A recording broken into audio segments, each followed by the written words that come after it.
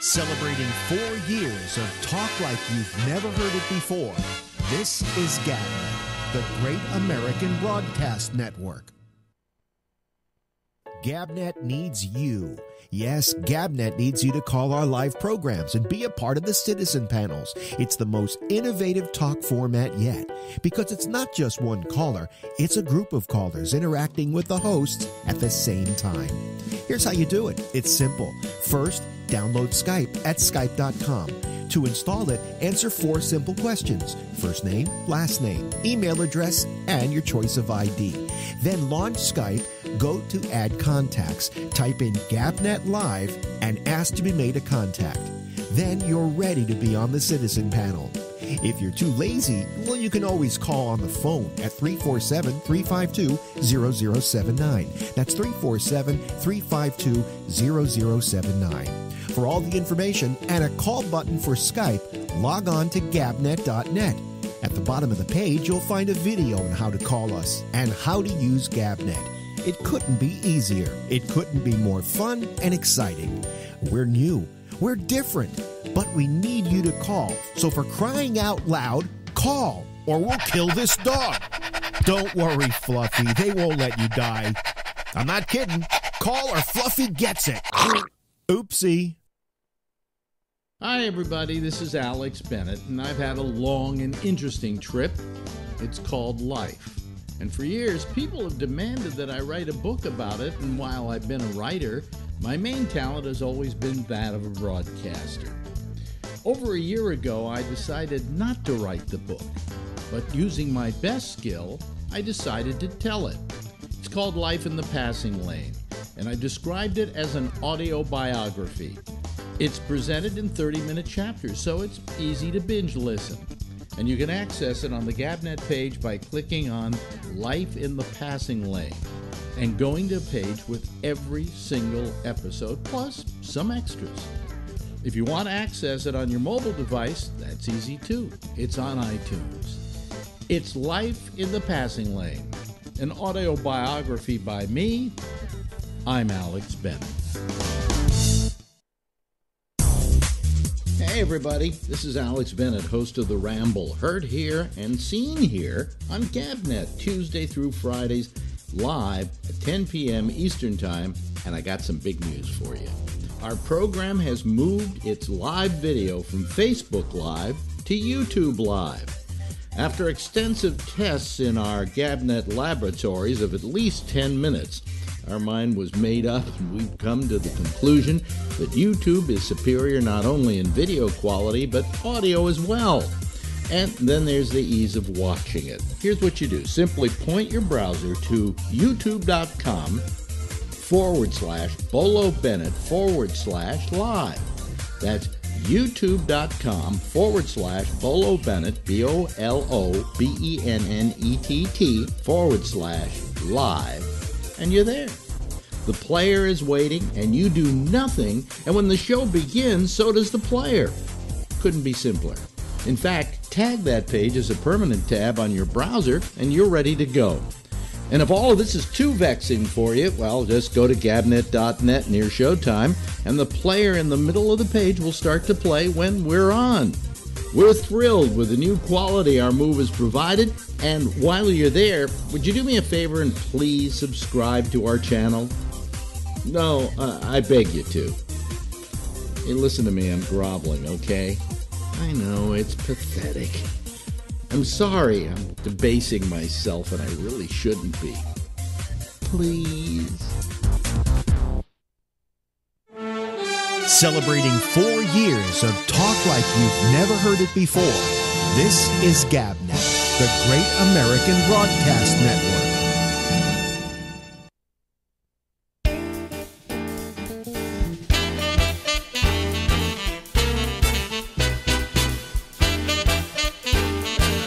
Gotta sing this here.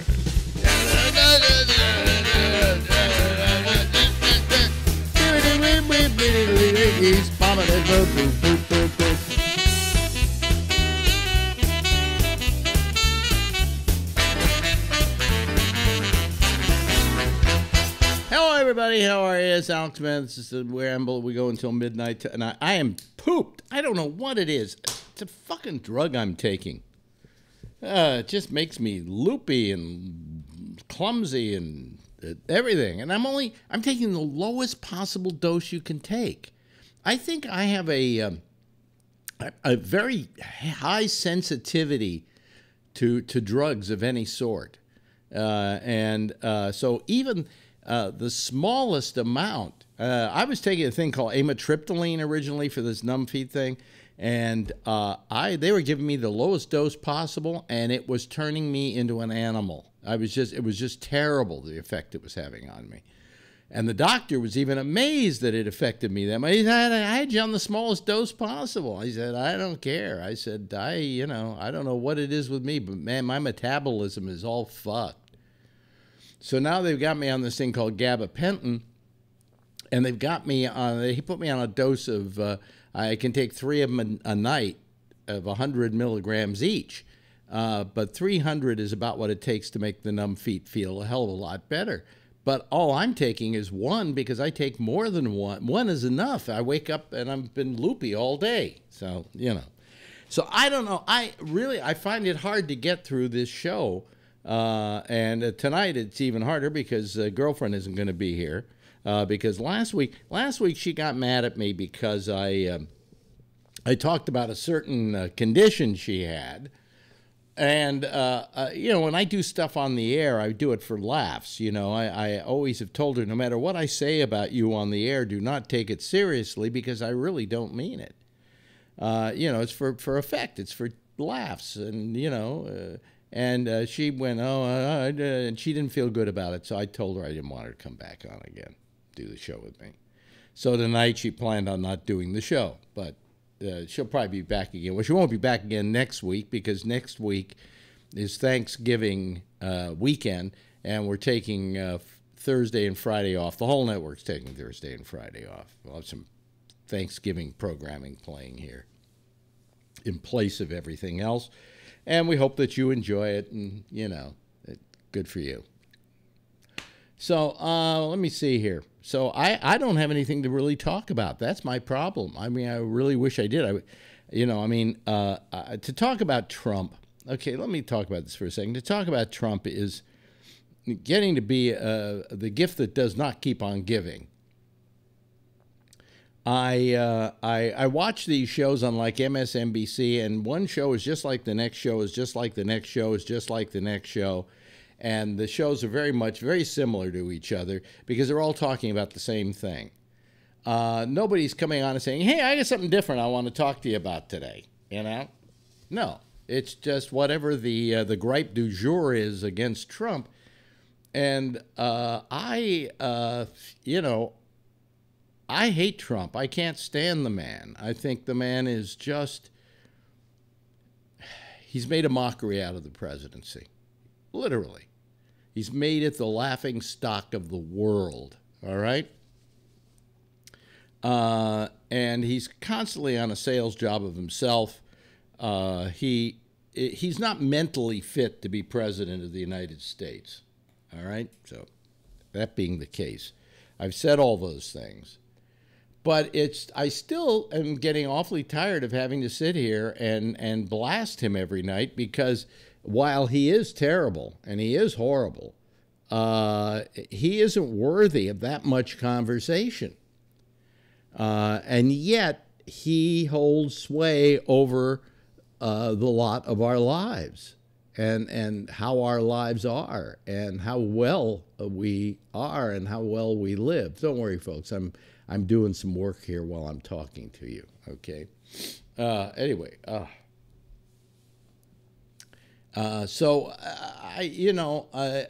it's hard for me not to talk about him. On the other hand, I'd rather not. It seems to be that since he became president, the main topic of this program and every other news program has been Donald Trump because he has learned how to monopolize the conversation. I mean, I can't remember ever talking this much about Obama. Obama would do something, I would talk about it, and then we get on to other stuff. But he wasn't He didn't monopolize the national conversation the way that Trump does.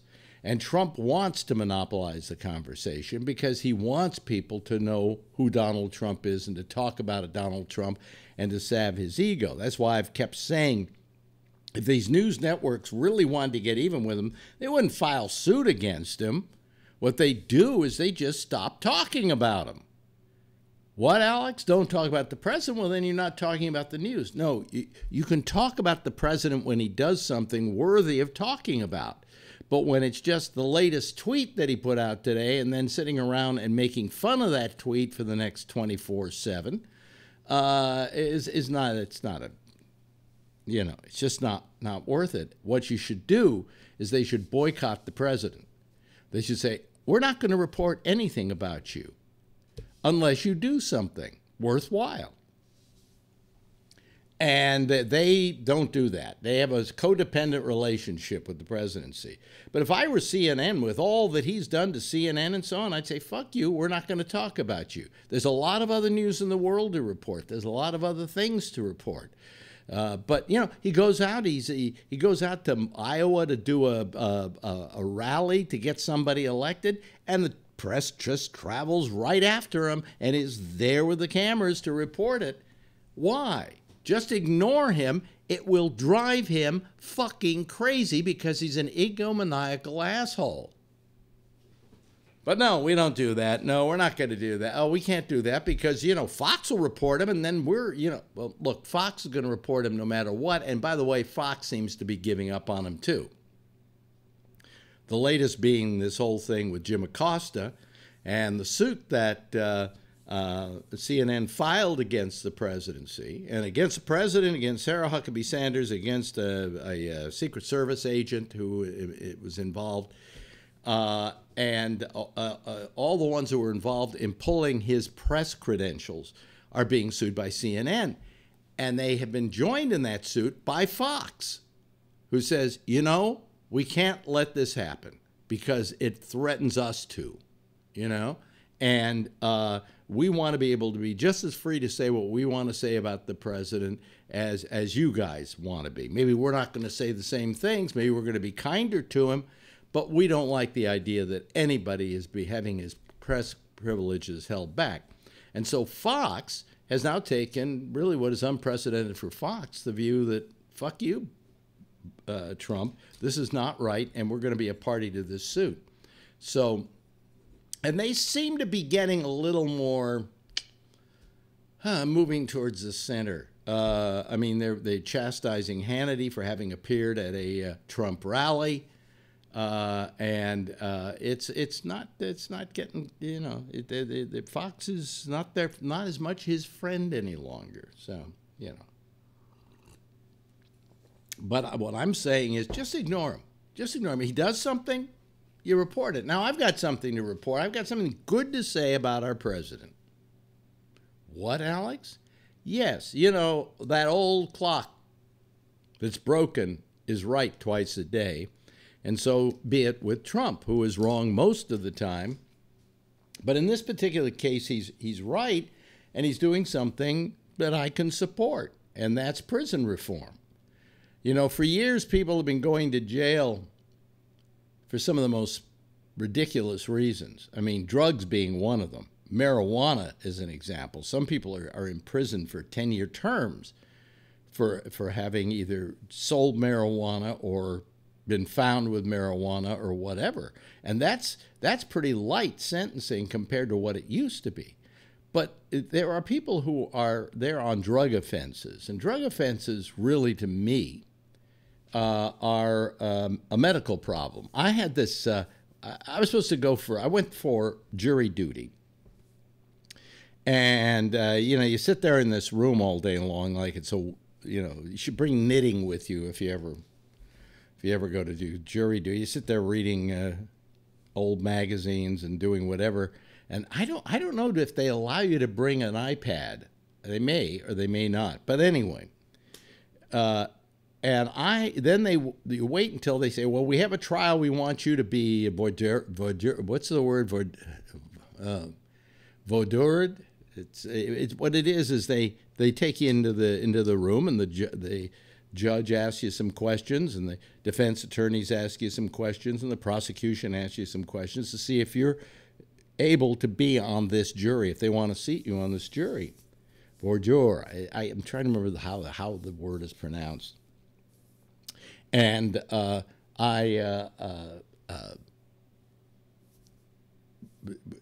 it came to me, the guy who was on trial was a guy who was on trial for selling drugs. I don't know which drugs. I can't remember now. And they said, hey, if you feel like you can't sit on this jury, and I raised my hand. And the judge said, why? I said, because I don't think drugs should be illegal. I don't think they should be a crime, either selling them or using them. And he said, why? And I said, because I consider drugs to be a medical problem, not a criminal problem. He said, next. In other words, this judge didn't want anybody on the jury who was going to look upon drugs as a medical problem, which kind of then stacks the jury against this guy. Shouldn't I be there just like anybody else? Well, thank God, though, I was not paneled on the jury, and I was sent home, and I got my little thing, and I didn't have to serve jury duty for another 5 years, and then I was too old to serve on it at all anyway. So that's the one good thing about being 78. When you hit 75, you don't have to do jury duty anymore. Oh, but it's your civic duty, Alex. No, it's not. The whole system is rigged against the poor. The whole system, I believe it. Believe me, I know that it's rigged against the poor because I'm in the middle of a legal action that's going on. Been going on for 6 years. So far, it has cost girlfriend and myself $55,000. And it's nowhere near being solved. All right? In fact, today, our attorney was supposed to meet and have a meeting. It was set up for today for mediation. And I've heard nothing from him, which makes me think like all the other times it's been called off. Now, you know, I mean, we have ways of laying our hands on this money. We know how to rob banks. You know, through loans and things like that, we've been able to pay for it. So I know what it costs to, just in a kind of an action like this one, that if we didn't have this money, we'd be out on the street. And it was snowing yesterday, real bad here. We would be out on the street. So people who are poor, if they are charged with a crime, are more than likely to cop a plea because they can't afford to do anything else. And many a time, they're not guilty of anything. But their lawyer would say, because all they can get is one of those, you know, pro bono lawyers will say, well, just cop a plea and we'll, you know, get you out of here. And you only have to spend 6 months in jail. But I didn't do it. Doesn't matter. This way, you know, you can't afford to. In other words, if you don't have the money, I don't care if they give you a pro bono lawyer. I'm sorry, he's just not going to work that hard. You'd like to think he would, and you'd like to think there was something in it for him, but no, there's not. So anyway, the point in all of this is that if you can't afford the proper representation, you're going to jail. You know, are you going to cop a plea that's going to then give you a record? And maybe you didn't do anything. But, hey, you know, you don't have the money or the wherewithal to fight it. So, you know, I know through this thing that we have going just what it costs to stay in this apartment, okay? If we didn't have that money, we would have been long gone out of this place because we wouldn't have been able to afford it. You know, we haven't paid rent here in about 5.5 years, which is fine because if you then figure we also have paid out $55,000, that comes to about $10,000 a year. Okay, comes roughly to about $900 to $1,000 a month. So that effectively is our rent. But you know, thank God we were able to find a way to pay for it because if we didn't, you know, we couldn't afford it. And so I think about all these people in prison who are there not so much because they were horrible criminals, but because they couldn't afford the proper representation to get them off the hook. I had a friend who got in jail on, spent a year in prison for drugs. And this person went because they really couldn't afford the kind of legal representation that could have maybe gotten them out of it. Now, I have a friend, his name is Fred Reamer, who's my lawyer in California, and Fred was a great guy, knew this person and said, gee, I wish that person had gotten a hold of me, because, and he's a big drug lawyer out in California. He said, because this is the kind of case I could have gotten this person off and, without anything. But you see, it's a question of the representation. And it's a question of how much you can afford to stay out of jail. And if you don't have the money. So the fact that the president wants to do prison reform, I hail him for that and say, the broken clock is right twice a day. So congratulations. I'm glad the hour came up when it was stopped on stopping the way we run our prisons now, and more prison reform. We have far too many people in jail. They shouldn't be there. Many of them are there for drug offenses, which, as I say, are really, it's a medical problem. The real dangerous criminals, yeah, sure. People who murder people, people who rob people and hurt them in the process, should be in jail. People who do white-collar crimes, I don't know. People who steal from corporations or steal from other people, slightly different crime, nonviolent crimes. I think what we want to do is get everybody out of prison who's been accused, basically, and is in there for a nonviolent crime.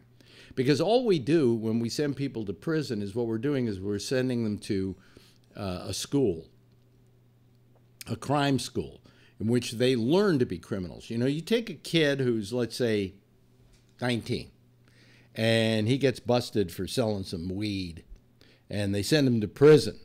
Well, now he's in prison.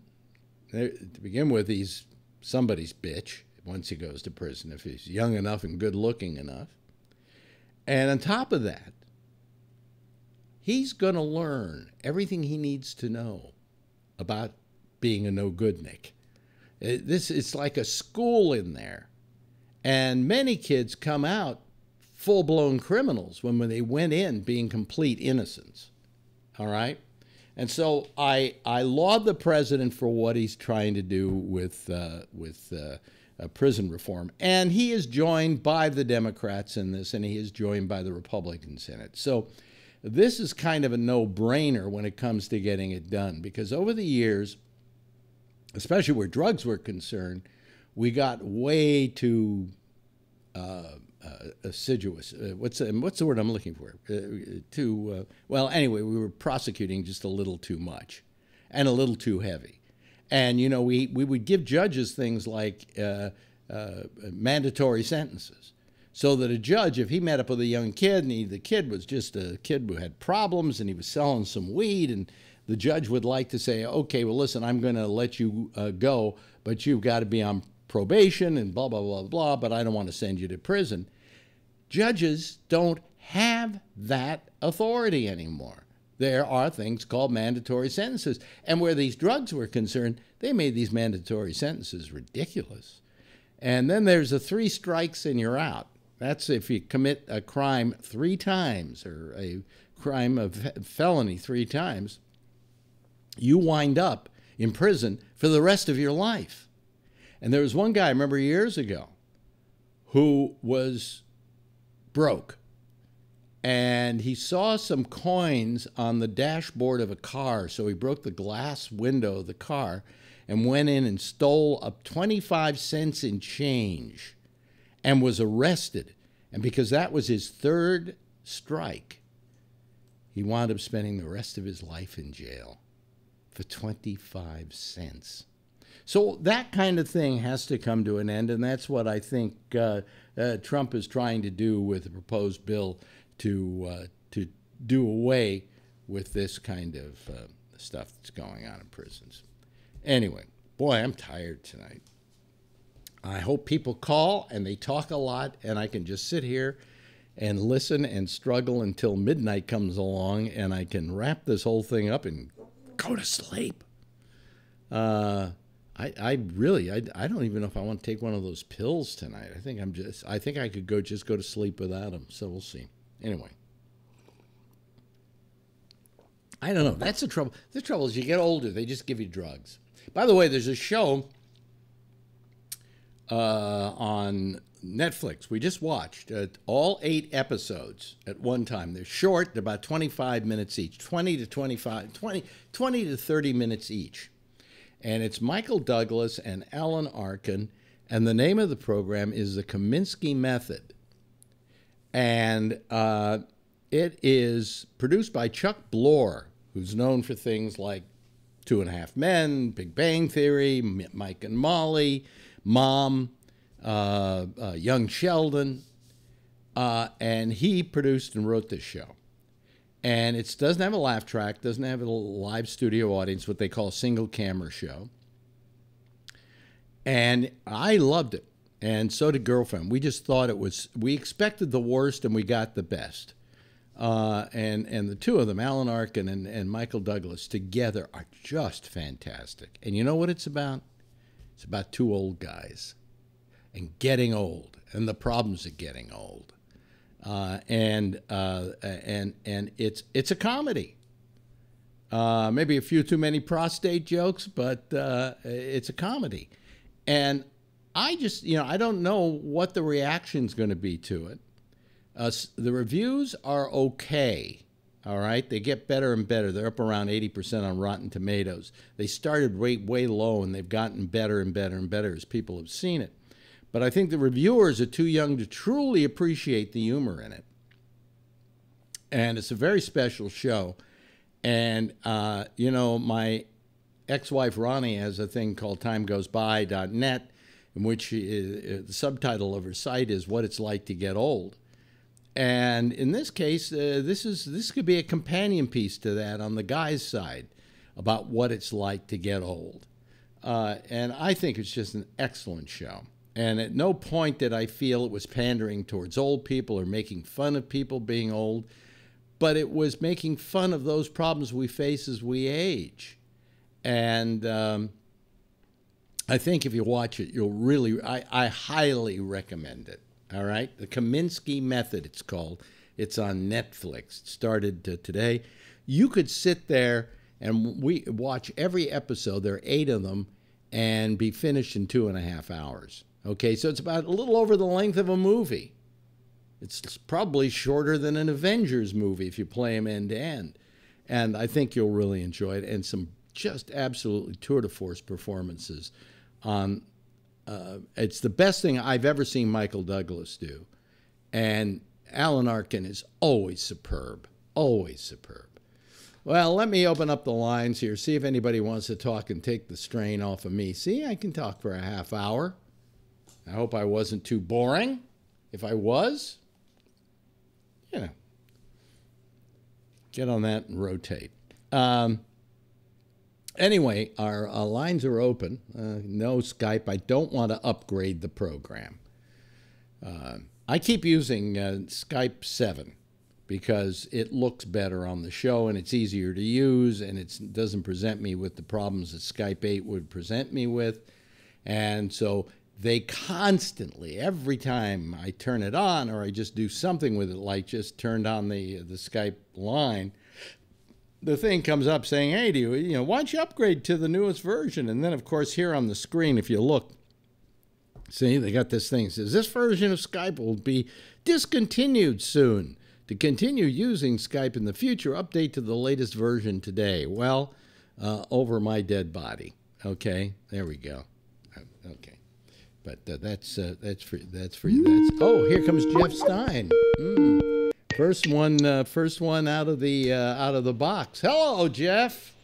Oh, Yeah, yeah, now that you're looking for old guys, yeah, you got two. yeah. Well, I'll tell you, you should watch this show on Netflix. It's called The Kaminsky Method. I'm going to look for that. Yeah, it's really good. You'll love it. You'll love it. Good actors, of course. Good actors, but I mean, just the whole thing. I just say I could sit there and relate to every inch of it. You know, some very funny jokes. I mean, it's just really just a really good show without pandering, it doesn't make fun of old people. It makes fun of being old. You know, and there's a lot to. Well, I don't know if there's a lot to laugh at getting old. Trying to figure that one out. I'm still trying to answer that question to myself. Well, I think you gotta laugh at yourself a little. Oh, I laugh at myself. Yeah. But you know, I mean, I'm waiting. There was a commercial on television where an older woman can't find her keys, and their husband finds them in the refrigerator. And they said this could be the first sign of Alzheimer's. So I'm waiting for the day when I find my keys in the refrigerator. I've just had that great fear, you know. Like, of course, there are common things like your glasses. Mm-hmm. How many times a day do you lose your glasses? 72 times. 72 times a day, right? Right? You know, and sometimes they're right here, you know, and you can't find them. Where are they? I can't find them, you know. So. My cell phone is always missing, but my young wife, I have to find her cell phone all the time too. Yeah, but you know what I do with my cell phone? See, I got the watch, and I just go boom, and then I hit this, and. Oh wait a minute! You didn't hear it because you just coughed. But wait a minute. Let me get the cell phone here, and I just do this. So that's how I can find my cell, which is and believe me, it's helped. It's helped. Usually I'll do that, and all of a sudden I'll hear the ringing in my pocket. You know, things like that make you feel real stupid. You know. So I don't know. So let's see. Where's Phil tonight? I think Phil's supposed to be back by now. I think. Yeah. Oh well. Maybe it'll just be you and me for the rest of the show. Well, that's the way it could go. Mm-hmm. It was pretty busy last night. Very busy last night. Yeah. Here comes Phil. You speak. You know, it's like Beetlejuice. You say his name three times, and he appears. Hello there. Hi. Phil. I didn't hear you saying anything about appearing until just the second. No, hey. I didn't say Phil Meyer 3 times. Oh, well, that was the second time. All right. The curse of Gabnet. Yeah, the curse of Gabnet. Well, you know, we had 2 nights without you, which was we had some fun shows. We didn't talk much about Trump, did we, Jeff? Not at all. I mean, maybe a little bit, but not too much. Yeah, it was a different kind of show. Yeah. Well, it was a pleasure not being there. Phil, it's very beneficial to have you not show once in a while. Yeah, hey, that's why I announce it. I like the people that don't like me, and I want them to participate, and I don't want them to feel that they're stunted by my presence. So I let everyone know I'm not going to be here. You know who always calls when you're not here? Tom Yamaguchi. Yes, you're in Berkeley. What's his name? Tom Yamaguchi. Tom. Yeah. I don't think that he's adverse to other opinions, but you never know. Maybe he just doesn't like to hear someone disagree with him. I'll tell you about Tom. He's a gentle soul, and Tom. He just may not have it. That's exactly, you put it exactly where it is. Yeah. He's a very gentle soul. He's a very decent person. And he just doesn't like, Mom, Dad, don't argue. You know? Hey, I like him. I enjoy when he's on. And, you know, the last thing I really don't want to make anyone feel. He is, in fact, the polar opposite of you.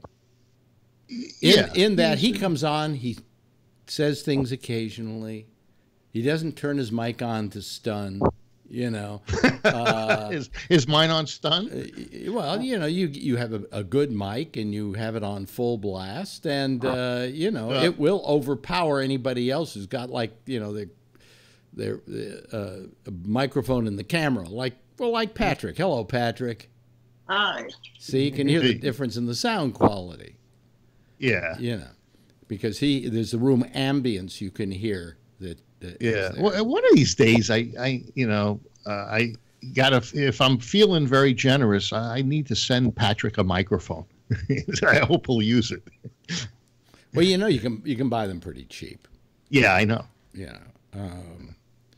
In fact, I was looking for a way to do, you know, to port audio through a USB input, because I was thinking about one of these new Mac Minis that don't have an audio input, and I found one, and it's $15, and it has RCA inputs into it, and it has a microphone, and then Motorola outs. Has no, not Motorola outs. It has RCA's in, and I don't know why you're calling a pin a Motorola. There's no such thing as a Motorola jack.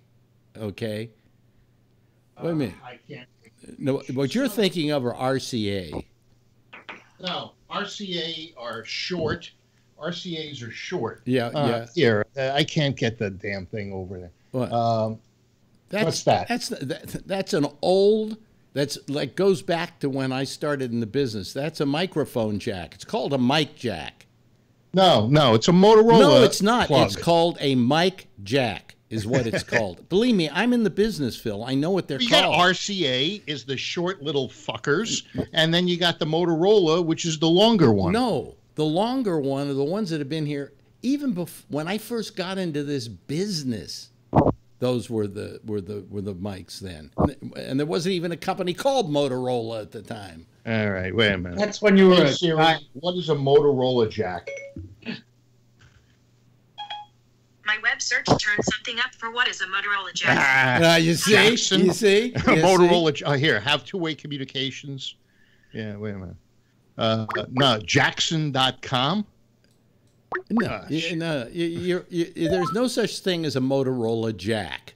Okay? Yeah, and the RCA jacks are the ones like you had in the back of your VCRs, you know, the little blunt ones. They're short, and they have a little shield around it, a negative, and the positive is separated. With those, we would hope you have multiple connections in the same stalk. No, those are not multiple connections. What that is well, you got a positive and a negative have and a there. ground. What you have there is a stereo plug. Is what you mono have. pin, isn't it? A mono pin. What you're Well, talking it depends about, on the stereo size. pin. Let me see here if I can pull this out. This is what you're talking about here. Yes, that is Right? what I'm talking. That is a microphone jack. Okay. Okay. It I isn't- have microphone jacks. It's called a microphone jack. And Do I have some to of get them, my and box some of of them, wires? like that one, was a mono. And then if they have like two little things on them, on the jack itself, it's a stereo. Correct. But, yes. Right. Yeah. got two rings on. But it's not called Yeah. a Motorola. There's no such thing as a Motorola jack. Hang on, my coffee's here. Now you want me to really get them confused. How many Canon plugs do you have? You know. Well, I've got one that vibrates. No, And, you use Canon plugs, don't you? No, I use XLRs, Well, RCAs, and Motorola's. XLRs are also called Canon plugs. Oh, Yeah, because they were invented by Canon. oh, really? I think so. Yeah. I think that's why right. they're called Canon plugs. Yeah, and that other one that you showed me was invented by Motorola. No, it wasn't. So, what's You happening? know when they used to use those kind of plugs that you're calling the Motorola plugs? I remember what do you call it? Operators, telephone operators used to use those exact jacks to plug in, and they would take the line from here and the line from there, and those were the plugs they were using. That was the jumper. It was a jumper Motorola plug. No. Rob's the radio guy. Rob, there is no such thing as a Motorola plug, is there? Never heard of it. Okay, and how long were you in radio? They used them on guitars. Long time. Yeah, but a Motorola plug. But if I said that's a quarter-inch phono jack. Here's what he's showing. Yeah. What Kevin is showing is what you think is the Motorola jack. It is just a microphone jack. It's a quarter-inch microphone, a guitar quarter-inch. Yeah. It's a quarter-inch phono jack is typically what people call it in the business. Yeah. There you go. Typically. Quarter-inch phono. That's and then the RCA but are those little nub-nosed ones. What? Well, you could call it anything you like. Yeah. And I just did. Call it a... Hello, Moto. Hey, listen, I got a plug here. It's a Samsung. Mm-hmm. Samsung doesn't count. It doesn't. But you want to call it a strawberry. This is not a lightning plug. You could call it a strawberry if you like. Yes. Well, that is a Motorola plug. This is for a thunder an plug, Apple. not a lightning plug. That's a lightning. No, it's it's thunder. a thunder. It's I call it thunder, yeah. No, you call it thunder. No, wait a minute. The Thunderbolt is a different plug than the... yeah, that's correct. Oh, I'm sorry. Then it's a cloud plug. It's right. Yeah. Well, the cloud is something different too. Wait a minute. Hold on. You don't need a plug on a cloud. It's a rain plug. It's a wet. There you go. It's a rain plug. Rain plug. What about a butt plug? Here's your lightning plug. You got a butt plug? Here's your lightning plug. Okay. Yeah. And then the Thunderbolt plug is the new plug that's in basically just in Macs, and is a Thunderbolt jack that's a high-speed jack. But you can get adapters and put any kind of jack into that jack. Do you take your jack off? Yeah, and you put your jack on too. All right. You know. Yeah. So hey, look, we got a crowd already. Jeez. Yeah. We're having a happy Fizzies party here. We're talking about butt plugs. Everybody calls in. We haven't seen you all week, Patrick. How you doing? Well, I'm here. I'm alive. Let's see. I've got Packers lost. He's pissed. Well, I've got an uncle that possibly has lung cancer. Oh. I've got a very close friend of mine who just lost her job after 20 years. They eliminated her job. And I've been dealing with a pressure sore on my heel that were damn near healed up 3 weeks ago, that I managed to fuck up and have been at the hospital every week now, once a week, and I was there today. So, hey, now, Patrick, can I use that soundbite? I want to create a holiday promo for Gabnet. I'm going to end it with "Happy Holidays" from Gabnet. God Almighty! I'll get you the soundbite if you'll do it, Rob. I'll send you the soundbite. I missed it. What was the soundbite you wanted exactly? That I've had pressure sores on my heels and I've been to the hospital every week. The whole thing. Yeah. I have to go back and listen. Happy holidays, everybody. Yeah, no shit. Get me that. I'm on vacation starting today. I got 10 days off, so I'll put that together this week. Oh, good. Make other promos too. I'll write you some too, because believe me, I'm Sometimes my creativity, because I'm so busy, my creativity is shot. But we're just saying, how are you? And we're a week before Thanksgiving, and you went through this diatribe, and I was like, wow, what a perfect. All of a sudden, you're thinking about promos. Yeah. Yeah. The brain doesn't stop. Yeah, it's amazing. Either that, or you could just download it from the web, from the show. But yes, Jeff. Maybe Jeff will say something for your promo too. I'm curious from Patrick as to what kind of therapy did they work on your foot? Well, it isn't therapy. It's an open. It's an open wound on my, and Be careful. You don't want to mess up this next promo. Brian, you're making too much noise. Yeah. You're screwing up the promo, Brian. Okay, it's an open sore. Start from there. Right. Take two. It's an open sore that basically it was a process from February up until 3 weeks ago that I got it was about the size of a pinhead. And then I forgot to take my spasm medication one night. I've never forgotten to take it. Had to do it, and my foot rubbed all night, and I created a blood blister about the size of my heel. And when it broke open, it was all raw skin underneath, and that's what I'm dealing with now. So I was using Meta Honey. I don't know if you know what that is. It's medical grade honey, and it helped draw out moisture. And now they moved me on to it's a silver pad that I'm putting on the store.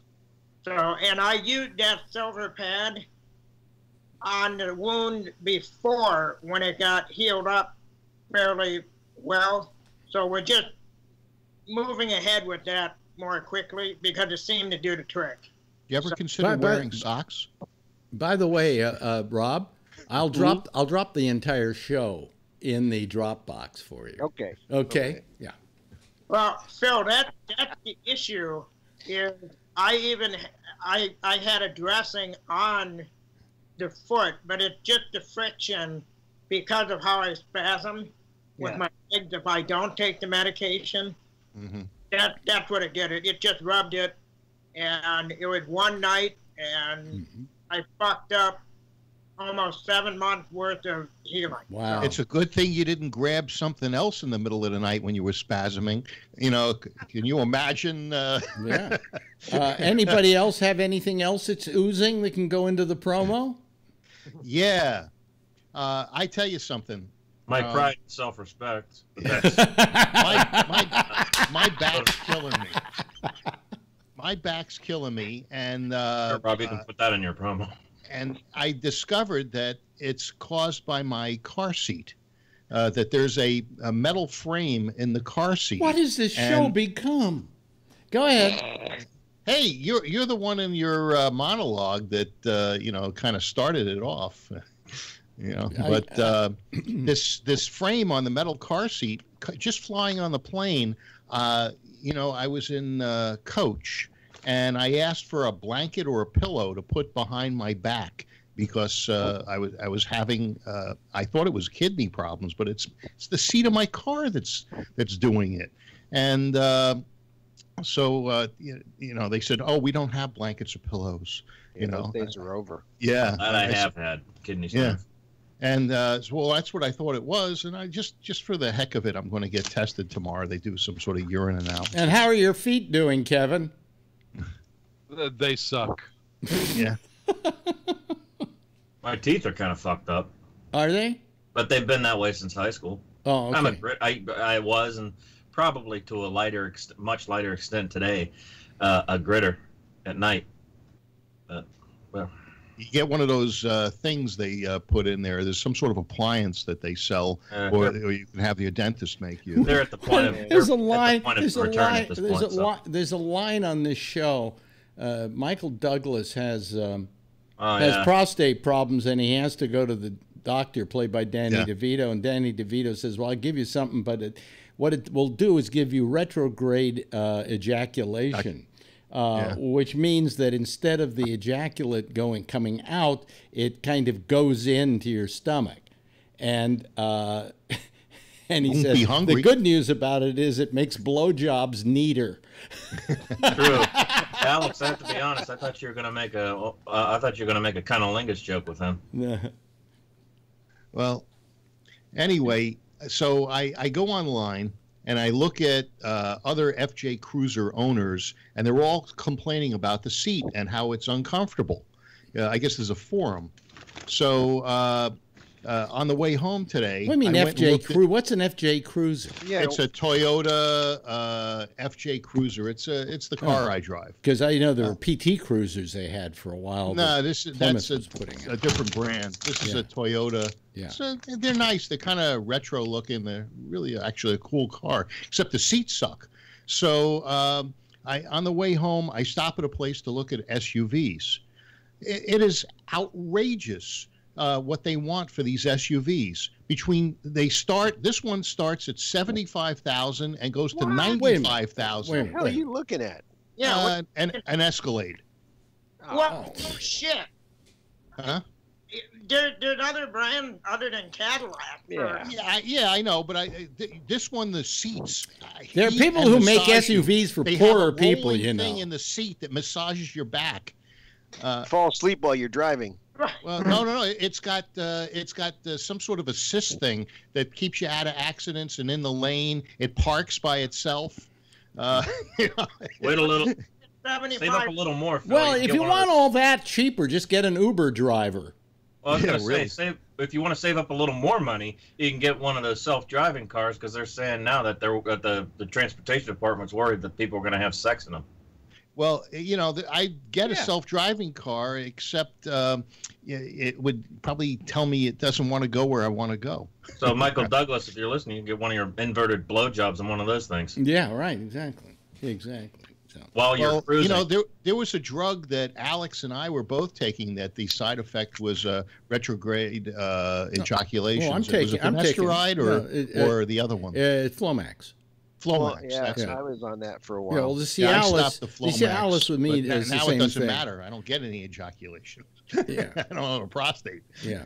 By the way, how's that doing? Are you doing okay with that now? I think so. I got to go in for a PSA test. They test it every 6 months just to make sure nothing's come back. Well, because I don't want to hear this information from my father. No. The reason I'm asking is that you've been going without a prostate. How is the urinary continence? It's getting better, but it may take 2 years before I'm back to normal. You don't want to pee on your Cadillac Escalade seats. That's right. Leather. That's right. Yes, Patrick. That's the other thing. I just got a urinary tract infection last night, and I started. Wow. We hit the jackpot. That tops everything. Best promo ever. Yep. So now I'm on antibiotics, so I'm not pissing myself like right now. Oh, okay. I piss myself in 24 hours. So it's a holiday blessing. It's a Thanksgiving Christmas miracle. Alex, you thought that you and I were the old geezers. Yeah, right. Well, I feel we're not. You make me feel so young. Yes, Brian. I was just going to say, because I don't want to ask my father this question, it would be mildly disturbed for the rest of my life and space therapy. Though you cannot maybe ejaculate in offense of the surgery that you received on your prostate and having it removed, do you still have the urges too? Yes. Oh, well, I guess that's hell then. No, you can actually, don't make a promo out of this one. You don't need tissues. You don't need tissues. No, of course, Phil, you can trust us. We're not going to make a promo out of anything you say. Go ahead. Of course not. Okay, record. Hey, I just noticed something on this is going to be the longest promo we've ever made. 2 hours. Roll tape. Hey, I just noticed something on the new Skype. I'm looking at Jeff's bubble, and it's got his microphone is muted, and you can see that it's muted as a symbol under his bubble. Phil, you can also mute people. I was saying that last night. Really? Oh yeah, you hover over their circle or their whatever, and right click on them. It gives you the option. Yeah. Oh. Okay, Brian Ludwig. The new Skype you're talking about, yeah. I saw that just yesterday. Maybe I will go to the new Skype. That way I can shut Phil up anytime I want to. Yeah. Well, I guess you're going to have to convert to that. Yeah, I can't do that. Huh? I can't do that. I tried it. It doesn't work. I was going to cover over Brian. But... somebody's I haven't. Can you hear me now? Yeah, I can. Yeah.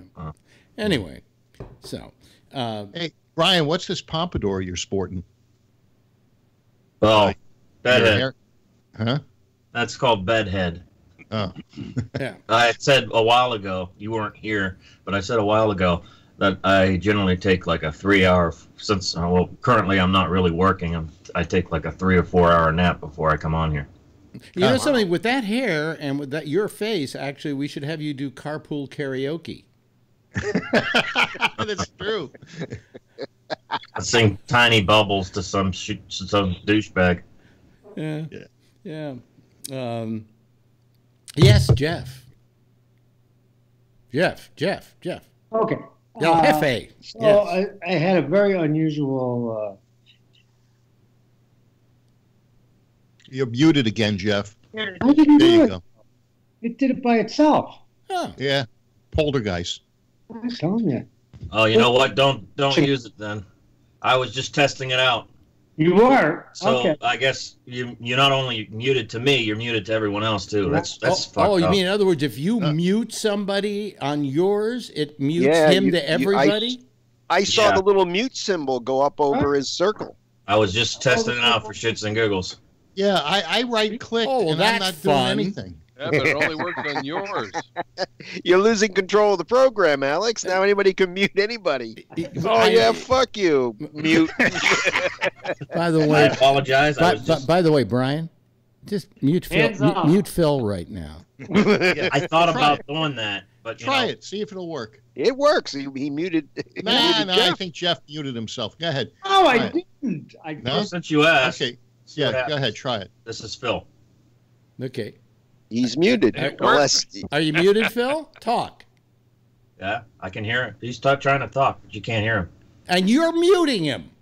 Yeah. Oh, this is really Brian a great. What a great. Thank you, Skype. Another reason for me not to go to Skype 8. Try unmuting yourself because it just keeps giving me the option remove from call, Phil. I don't. This is fucked up. There you are. You got Skype 8. I got Skype 8 too, but it won't do that. This is fucked up. That's weird. Yeah, I've got the new Skype. I can't do it. I can't do it either. I looked. I don't even have a way to do it. Brian's the only one that's got the power. Brian, did you sign in a different way? Like, did you sign in? I just let him. Packs, or did you sign in? Windows is installing new updates on your computer. I just let them do their fucking thing, and I just walk the fuck away. And it's Windows. Maybe it's Windows. We have Macs. Yeah. Yeah, I use a PC. That could be the reason. We're all Mac daddies. Yeah. Anyway, going on to a slightly different subject. Well, Jeff was going to say something. Oh yes, Jeff. Okay. Oh yeah. So I go to New Haven today, and we got snow all over the place, and I'm trying to park in the city, and you got to pay, all that kind of stuff on the street. And all of a sudden, two guys walk over to me, and I don't know if this has ever happened to you, Alex, but two guys come over to me and they say, "Are you Jewish?" And I said, "Yes." So do you have any idea what he wanted to do? Stab you? Let me see here. I would say, did it have something to do with Hasidim? Yep. He needed a minion. Were they trying to recruit you for something? They want me to what do you call it? Where you pull the stuff on your arm? The film. Davin. The film. The phylactery. Yeah. Phylactery. But that's what they call the thing that you put on, the film. Yeah. That's pretty funny. So I said, sure, go ahead. Really? Give a shit. Well, I care.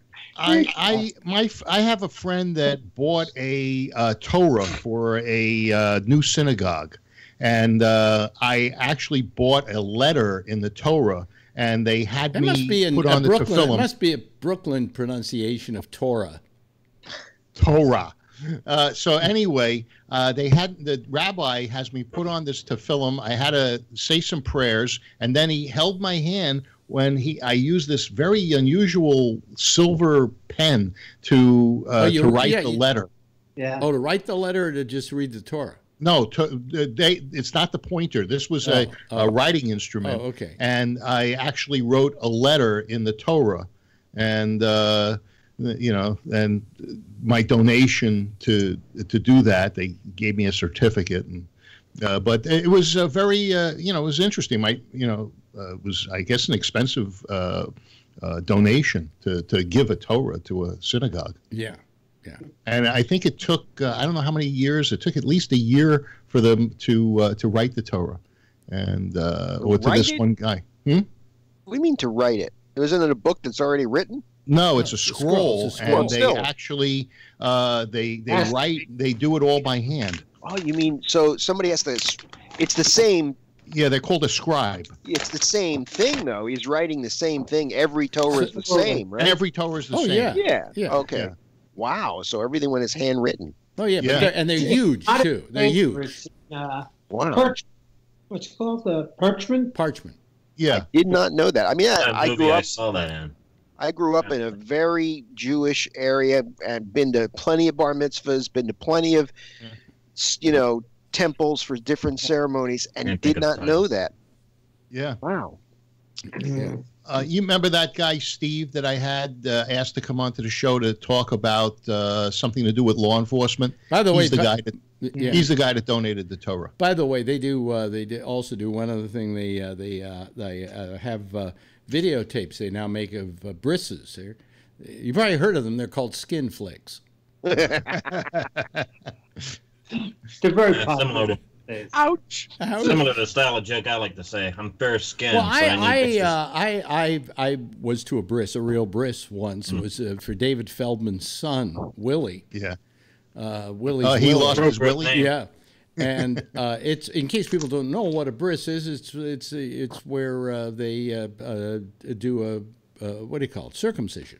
But it's a stylized circumcision in that it's done by a rabbi. And they feed the kid wine. They get him drunk on wine, the little baby.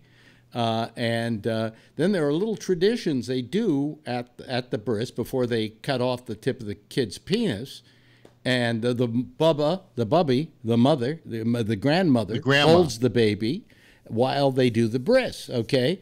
And then what they do is they read a portion of a book that the family chooses for somebody to read from. And Feldman asked me if I would like to do the reading. And I said, fine. Did you pick a book? And he says, yes, we're going to have you read from Moby Dick. Is that why he doesn't talk to you anymore? And I read from Moby Dick at a bris. The whole thing? Huh? No, not the whole thing. Yeah, they call me Ishmael. I think I got that far. That's the first words. Well, my name is Ishmael. Excuse me. Yeah. What do you expect? It's only a 6,000-year-old tradition, religious tradition. Right. Well, I mean, the question is whether circumcision is an important practice, because it became a practice even outside of Judaism when kids were born. And now it's argued that it's not needed, and in fact, it may inhibit certain things over the years. It's argued that it's a genital mutilation as well. Yeah, it's also hygienically, good. When it comes to genital mutilation, I've had some blowjobs that qualify under that category. Hey, not to rain on your parade, did you update your iOS for your iPhone? I have, yes. Yeah. Is that the 12.1? It is. Okay, I just got the thing. It says introduces group FaceTime. Yes. Right. Yeah, that's fine. And I would love to go to group FaceTime. That would be very nice. Okay. Except for the fact that unless you have an Apple product, right, you can't do FaceTime. Right. You mean to say there's no app FaceTime for no. Microsoft? Nope. Huh. Or for Android. Now there is iTunes for Apple. There's iTunes for Apple. What is that noise coming from? I think it's Brian. He's eating chips or something. Yeah. Okay. Brian, stop it! Mute. Yeah, mute yourself, for Christ's sake, Mr. Mute. He's busy muting everybody else, but he won't mute himself. Yeah. But it would be nice. They do iTunes for Microsoft, you know, for Windows. It would be nice if they also did FaceTime for Windows as well. Yeah, and then we could do the show. We could do the show on FaceTime. That was mostly so they can get Windows people to buy iPods. That's why they did that. Well, that's of course. That's why they did the iTunes for Windows. But you know the fact that you can do up to 24 people. Yeah, I'd like to see what it looks like. So would Alex. Well, I couldn't do it on this machine because I don't have Mojave on this machine because this one can't be upgraded to Mojave. You know, and I think you have to have Mojave in order to get FaceTime that will do that. So I don't know. But anyway, hey, does Tony have the periodic table on that computer back there? Doesn't that look like a periodic table? Which one? On the computer screen behind you. Yeah, that one. Oh, that's all my photos that I was scanning on the other one. Oh, okay. I was working on Photoshop. Not that we want to go into this too much, but how's your mother, Tony? She's doing better. She's home, and we actually got good results. I guess as good as could be. Is that start recording? The CT scan came back. It's two spots, two cancerous polyps, because it came back on the colon, so it didn't spread anywhere else. Oh. So we got her discharged, Alex, to that hospital because, like our son's like, it's a bad hospital, and we don't want to have the procedure done there. So we're just waiting now to get an appointment with a doctor in Sloan because my sister's friend is a nurse there. So she has a guy that she wants us to go to, which we didn't want to have. We don't have to go into the whole thing, you know, but I just want to know how she's doing. Yeah, you know, Alex, I tell you the truth. Want me to do the honors? Did you push her down the stairs yet? No. I wanted her to sleep down here tonight, but I want to go upstairs. So I just tucked her in, actually. So it's just upstairs, Tony. Upstairs is good. It's how you push them down the stairs that counts. I said, throw Baba from the train. In case nobody has ever listened to this program before, Tony is in fact the Norman Bates of this program. I mean, but I'm a favorite, Alex. That's what it is. I know that, Tony. I'm baby. Then she'll trust you at the top of the stairs. No, but Mama, I was taking a laugh in the hospital because I got there late. My brother was there the other night and my sister, so I took the bus over, and I came in with Chinese food. So I said to my mother, I got chinks. And my sister's like, what are you saying that? Well, it's all Chinese. What? I said, well, it's true. They're Filipinos. They don't care. I'm going to talk a little bit out of school because I was concerned about you. Shecky sent me some of your notes to him so that I could. Alex, oh, my God. Wait a minute. He does to Shecky what he does to us? I have to visit him soon because I got great stories. No. But forget about that. So he sent me this one, and you talked about a woman who was in the room with your mother, and you said it was a nice colored woman. I tell you, I mean, in the best way. Wait a minute, Tony, yeah. You're living in the year 2018. You use the vernacular my grandfather used to use. He's living in the year 1951. He used to say, hey, let's get chinks, I'm hungry. All Jews say that.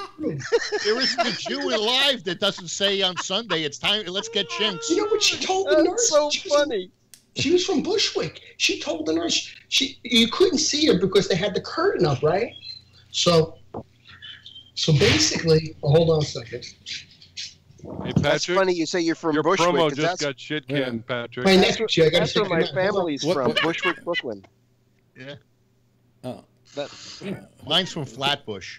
Somebody just came in, he hugged them and left. Oh. Your promo just got shit canned, Patrick. Who is that? That's my nephew. He's going to be a lawyer. He's in St. John's. I'll see you later, James. Hey, if you push your mother, you got a lawyer. Wait a minute. Patrick's got his hand up, and, you know. So listen to this. Wait a minute. Patrick. No, I was going to mention about the the colored lady as well and drop you like a hot towel. She said that to the nurse, Patrick. She had the curtain up, right? So I came to with the Chinese food. But no, all I'm saying is, Tony, in this note, you refer to her as a nice colored lady. You're right. I should have said that. But she was so nice. So all I hear is I couldn't say. There's a new term for it, negress. The Negroes took our women. She goes like this. I'll drop you like a fucking hot towel. That's time. I was like, are you all right? She told me to go in my diaper. So I ain't going in my diaper. She came over here and taking me to the bathroom. My mother thinks... You know, I don't know what the fuck he's talking about. She lives in Bushwick. You're not playing bingo with her. What is she, crazy? I mean, she's nice. Because you know what it is? My mother sleeps with the window open. So you know what she tells me? When I go home, I do the same thing. My son says it's like a meat locker. She sleeps with the window open and she can't slip out of the window. Hey, Alex. I'm getting a headache. What? Is the new pronunciation for window a winder? A winder. Yeah. Yes. A winder. Patrick. You know, Tony could have been talking about piles. I think he was getting there. So, you know, Did the nice colored woman tell him to shit in his pants? Is that what happened? You know what's funny is he must send a message to everybody. Because Tony sent me no shit, because like I said last week, I put him on mute for like an hour at a time. I blocked him. I couldn't do it anymore. 40, and some of the lines are single words, right. like now and the. And then, you know, it just, so you wait. And then I got the chink food, and I got the colored lady, the nice colored lady, and drop you like a hot towel. And so it was quite entertaining for that. But no, can you turn off the ringer just on his thing so that, you know, when he does it? Because what happens is you get like 30 ding ding ding ding ding ding ding in a row as fast as he can send them. Well, he doesn't dare send me anymore. What, Alex? He doesn't dare send me any messages anymore. Yeah, he used to try to ask me to ask you. Because I blocked him. And then I've unblocked him, but I haven't told him. Well, Okay. you just did, probably. Well, no, he's not there right now, so he can't hear me. No, he's looking for the nice colored lady. He's out like... We can always download the program later. I don't know, he's changing mom's diapers or something like that, you know. But anyway, boy. If his dog is stomach starving for so, sustenance. yes, Jeff. I put a lot of my cousins on Facebook, and I put them on this 3-month, 30 days off. Mm-hmm. It's a wonderful world. Why? What is he, like a right winger or something? No. It's just too much fun. Nothing interest. Well, here's a question I wanted to ask all of you guys. Mm-hmm. No, not you. Just everybody everybody but you, Tony. No, the question is, God, I'm lightheaded tonight. This fucking drug I'm taking is ridiculous. I need to drug myself. You plan on buying a gun and going to a school? No. I couldn't even aim it right now. I'm like, Remember, he's licensed. I'm just really tired. My thing is, if you're gonna block me, you might as well unfriend me. But I'm taking like a minimal amount of gabapentin. It shouldn't be doing this to me. But anyway, let me get back to what I was going to say. Bringing this all into the fold. Facebook. How do you feel about it? It's up. I mean, I'm getting more and more disgusted by it by the day. With all the revelations that are coming out, Well, I like Russian women, so I was thinking that, maybe this would be a good entree to Russian women. Yeah. Yes, Brian. And to directly answer your question, I just the other night watched a documentary on Netflix, which I would suggest you all check out if you have the service, called Terms and Conditions May Apply.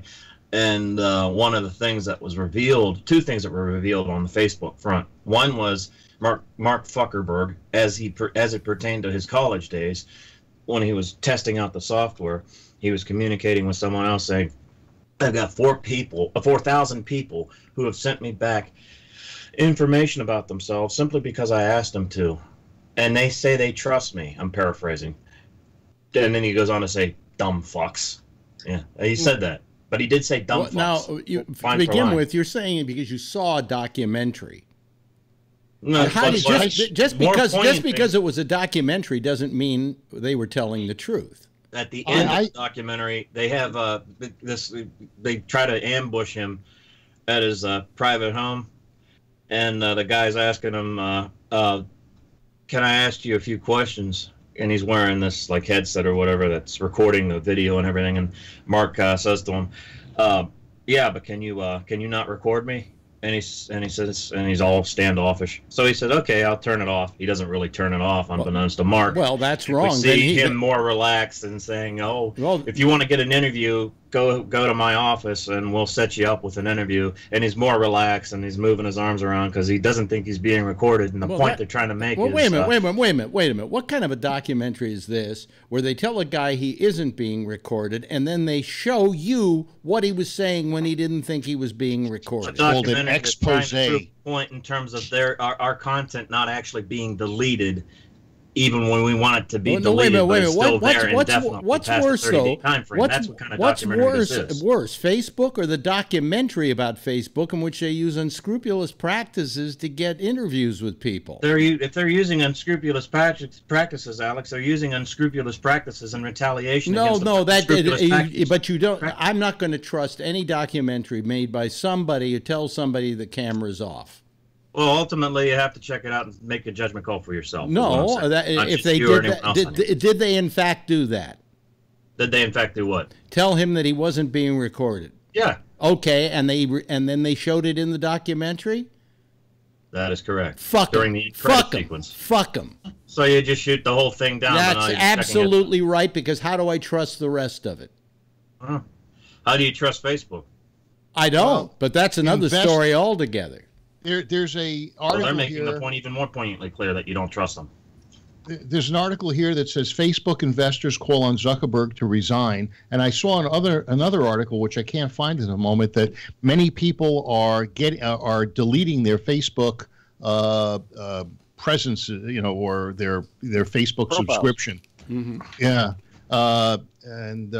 they had a number. It's been going on for a while though. Yeah, I can't find the one about the deletions at the moment, but it seems as though it's losing its popularity, and I think people don't trust it. Just like Brian said. Yeah.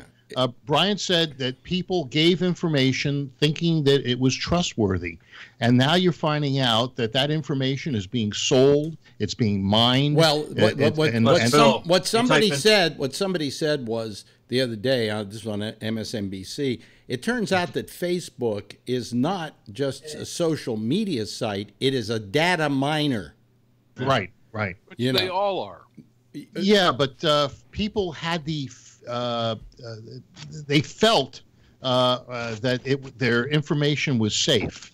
I never felt that way. I went onto that thing thinking my shit is on the air, and my shit is just like if I was broadcasting on a two-way radio or whatever. I always assumed. I didn't, but what if you put on there? What if you put on there? I expect everybody to see. Kevin, you could choose the security level that you wanted. I still expect that everybody's going to see it somewhere, somehow. Well, your friends could see it. No, the security level that you can set on Facebook is very minimal. It has nothing to do with them garnering information.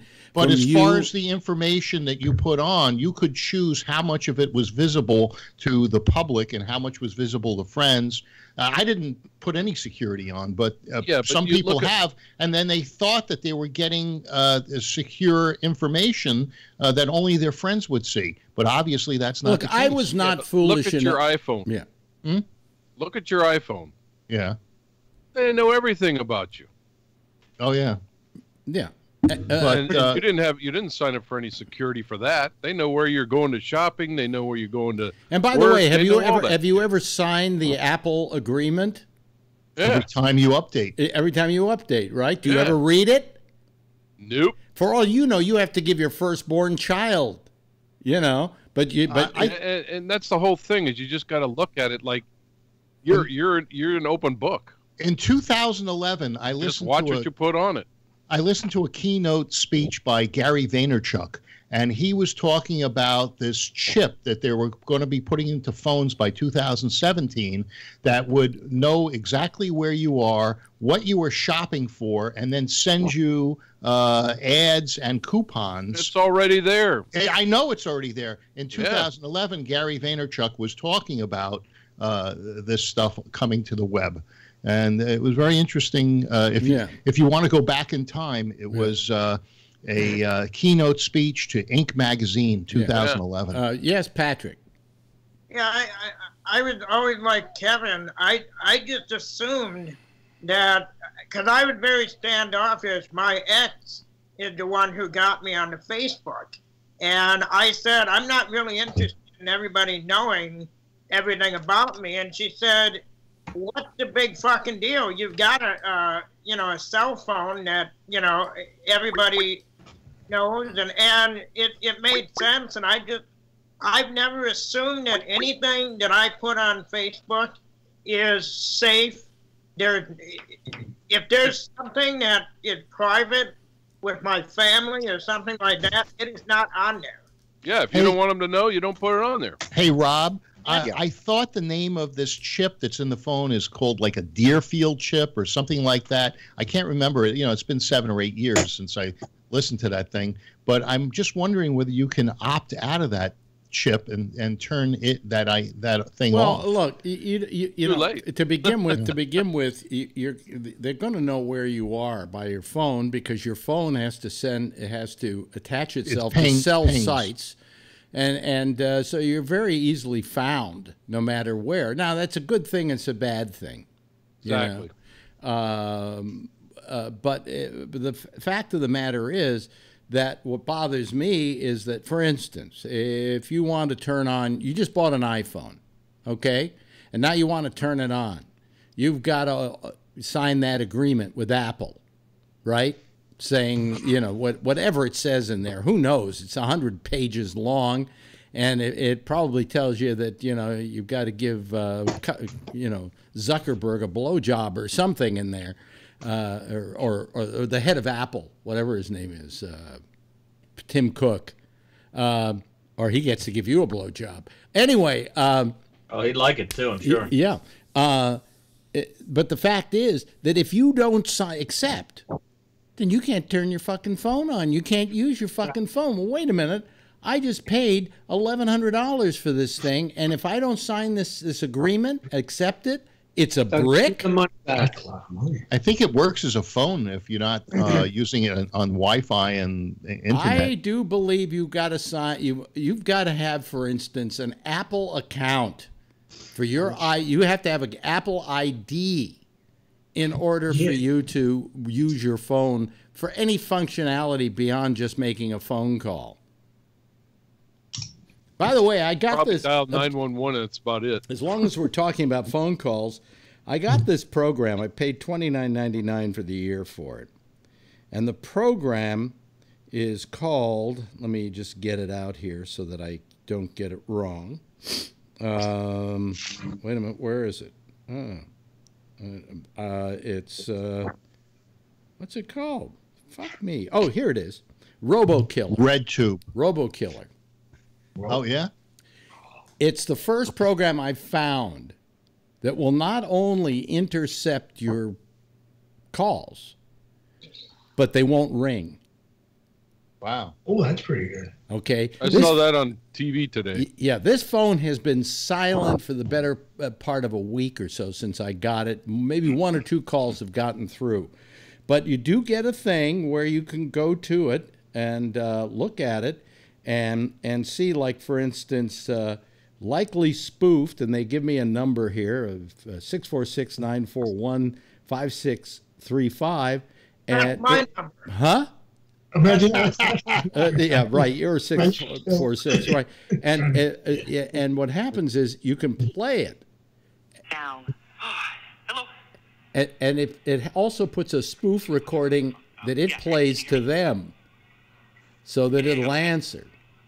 But this is what went on, with the call, and that's cool. So what does it say? Hello, and the guy says hello, and it says hello back, and then hello. Yeah, or I can do my own and go, fuck you, suck me, blow me, whatever. Oh, I'd rather do that in person. I get on the phone and you fucking piece of shit. Yeah. Oh, Hey, I just let him have it. You know what I worry about? Sometimes I get phone calls from customers, and their number might be, come up as a spam, and it has on the Haya. And if I were to do that, and it turns out that it was, a customer, in this case, if I didn't feel that number that I just got was a bad one, I can go allow, and it will allow that number to go through the next time. Yeah. And I can also, but I can also call it back. Yeah, but if you have a recording that tells it to go fuck themselves, and then it turns out that it was your aunt, She'd understand. It's pretty good at blocking. It's pretty good at blocking spam calls. Just have it say, if you're a spam caller, go but fuck it will yourself. also Otherwise, sorry for the misunderstanding. But it also lists missed calls as well. Calls that you missed. So it's I think for that matter. It's the best program I've found so far, because all the other ones like Haya, your phone rings and it just tells you it's a Well, you can tell it to block on Haya, or you can pay more money. No, you to get don't the bother. advanced I did the paid Haya. I don't really see a big difference. I don't either. Really? I don't either. Yes. And you can block it, but only after the fact. And no what do you call it? Robocaller company is going to use the same number twice. Now, do you know how Trump can guarantee his reelection? By stopping spam callers. You know what? You're right. Can I say something? What? I was just going to say, you're right, Phil. He might even actually get my vote if he actually went through with this. Brian, do you know why we have spam callers? Well, let me finish first. You can only use that one number once. Yeah. Otherwise, we're gonna find the fucking shit out of you if you try to use. No, but you see, here's the thing you don't get, but you don't understand this. Offshore. Brian. These calls are not being made from the United States. These are all offshore, and if they're offshore, so you'd fine them $1 billion. Who gives a fuck? Alex, the regulation that Trump sanction your ass. Took off. Ass. It was an Obama regulation that stopped these robocallers. The robocallers have increased like tenfold since this one particular regulation was eliminated. And now, who was it eliminated by? Trump eliminated it. And so that's why you're getting more robocalls? Yes. Well, then fuck Trump again. Fuck Trump. Huh? Fuck Trump. Well, yeah, but it's true. He's the guy that eliminated the thing that Obama put in there that limited or reduced those robocalls. But the reason that we're getting more today, unfortunately, is my hero Trump eliminated a piece of regulation that allowed this to happen. But on the other hand, if he went ahead and he enacted that regulation again, I did give my props to Trump today for this legislation, this prison reform legislation, which I'm sure he's doing for self-serving purposes, because when he is there, he's going to have it. It's going to be nicer. Kim Kardashian asked him to start looking into that stuff. You think Kim could ask him to eliminate the robocalls? Phil, when he released that regulation, he created more jobs, though. Just for offshore bots and Russians. Okay, but getting back to Facebook, the only thing I feel guilty about is I have about 5,000 people that are subscribers to my page. Okay, to my Facebook page, and I more feel than anybody else here. I feel that maybe I'm putting them in harm's way by doing what I'm doing. What do you mean? By drawing them to Facebook and drawing them to my page. And they wouldn't have seen you unless they were on Facebook to begin with. Yeah, I mean... you didn't bring them there. Yeah. You make their own decisions on friendly. Well, the best thing I ever did was take the show off of Facebook, live off of Facebook, and put it onto YouTube. I agree with that. Which I think... Did you mute yourself, Patrick? Or did Brian mute you? I think he's trying to sneeze. That's why he muted himself. I do that. Yeah. It's amazing how I can see who's mute and who's not. Coughing and sneezing. Yeah. Oh, Jeff's got his hand up, but he's in a small Jeff. bubble. Yes, Jeff. Thank you. So, my financial lady all of a sudden calls up the other day and says, "I'm sorry to tell you, but somebody's just hacked all of our numbers, including yours." Wow. And Account numbers, social security numbers, what? I don't know exactly, but Time for LifeLock. the nice thing is that they said, LifeLock doesn't work. First of all, we're going to compensate anything that actually goes against for you. And the other thing is that they're working on it. But I don't think we're going to lose any money. But it was scary as shit, right? Well, you know, I mean, it's scary to me. I've gotten my what do you call my identity stolen on a couple of occasions, and it gets kind of scary. I mean, I wound up all of a sudden on my believe it or not, on my PayPal account, charges to my PayPal account by somebody claiming to be me for this game site in Hong Kong. And when I let PayPal know about it, they investigated it and they didn't charge me for it. They took it off. I mean, they're very good about it. But I had to change my password there. Other things where they've compromised my card. So I had to change my card, and the pain in the ass of that is then I have to change it with everybody that I have that card listed with as a payment. Yeah, those automatic Can payments. I give you my story of woe here? No. Well, I'm going to do it anyway. Okay. I have my favorite email address. I got sucked into answering something that for some website that I trusted. I think it was eBay. And they asked me a question, and I started to give them information. It was a phishing email, and it wasn't from eBay. I've learned a lot since. But that email address wound up on the dark web. Now, what happened is I ordered something from Adorama. I paid for it with PayPal.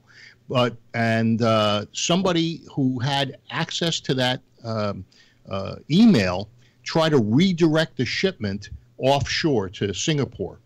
And so I get a email and a phone call from Adorama saying, "I'm sorry, we cannot redirect shipments that were paid with PayPal out of the country."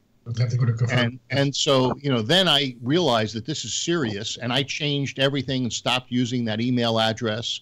And because if the guy can look and see my orders and then redirect them, wow, they can really fuck you up. I have several email addresses, three of which all resolved to one address at Apple. One of which, of course, is the Gabnet account, where I have my Gabnet.net @Gabnet.net account, and I also have a Gmail account, and I have an account with this Canadian server that I'm on because it's part of the service you get it. So my question to you is: of all of these, which ones do you think I get the most spam from?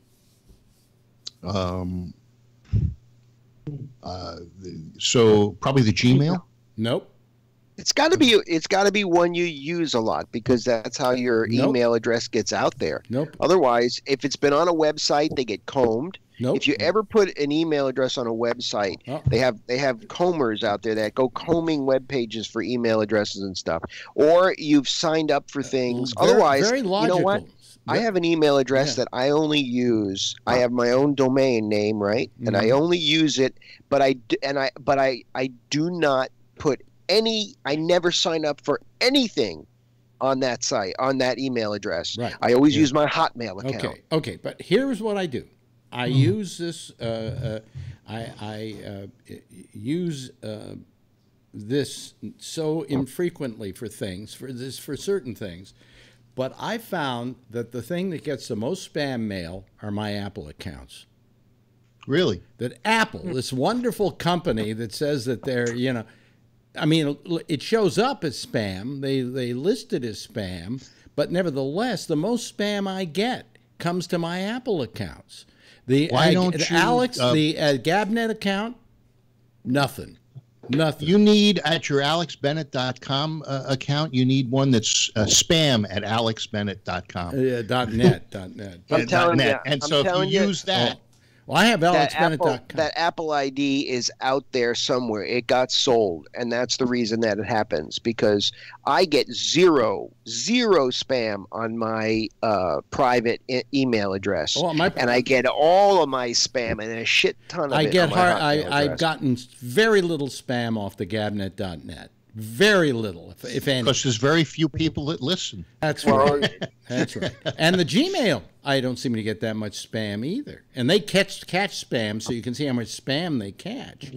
I would just think that Apple would be more assiduous in their going after spam and making sure it doesn't go through. And also, I get a lot of mail from phony Apple spam. Okay, and I've sent it every time I send it to Apple to let them see it.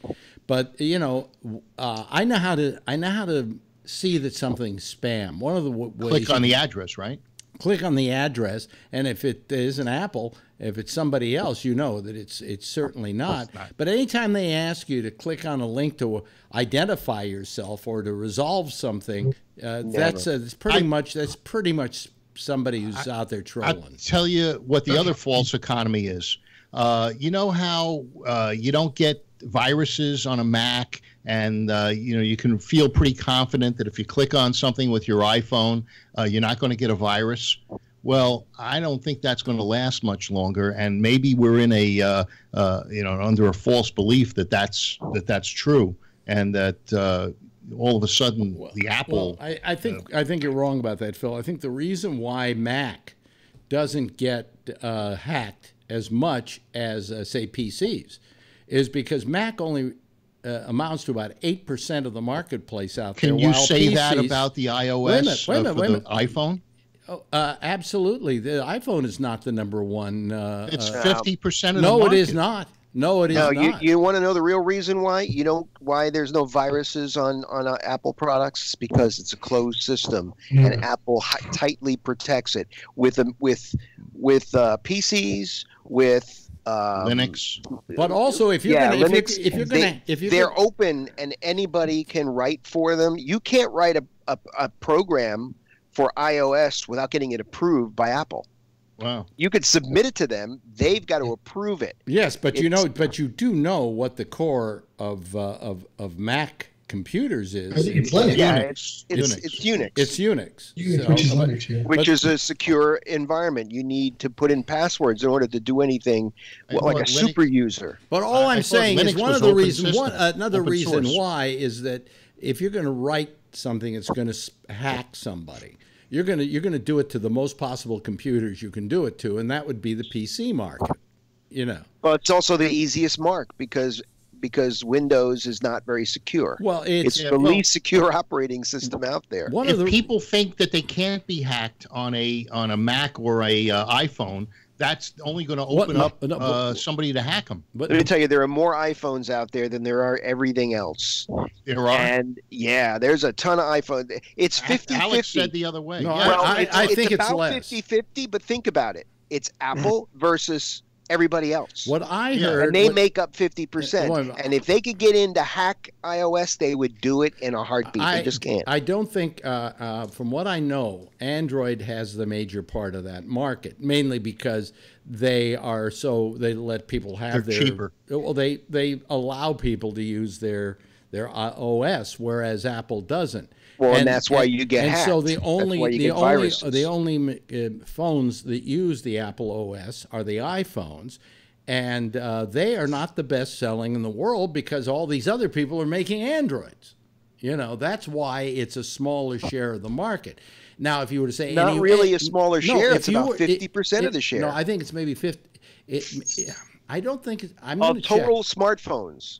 iOS devices, they say, are about 50%. Oh, wait a minute. Hold on a second. When you think about that, that's pretty incredible. And, and that's what I thought. And Rob, I agree. And you can hijack them, or what do they call them? Jailbreak them. Yeah. And then you're on your own. But if you don't jailbreak your phone, it's really hard to break a Mac. Or an iOS device. It's really hard to get in and do damage to it.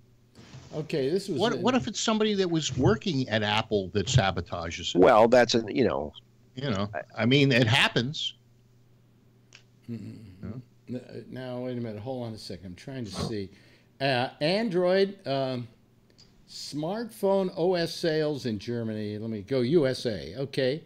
Android 68.5%. iOS 29.3%. Windows 1.6. Wait a minute. 0.6. Is that total usage, or is that just like last year's sales or whatever? That was in May of 16. Let's go to May of 17.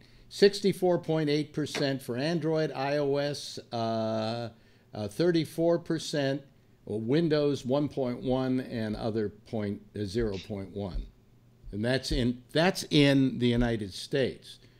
In China, Android is 80% and iOS is only 19%.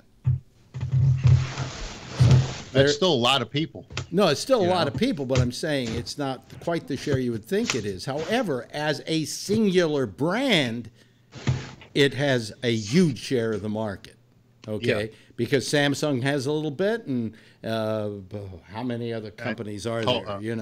That other Chinese company they won't let come into the States. It starts with an H. Yeah. Way. Yeah. My mother loves Chinese food. What? My mother loves Chinese food. It's Chinks. Your mother loves Chinese food. Where did that come from? We're talking about the Chinese market. I know, You're talking about Chinese food. I'm sorry.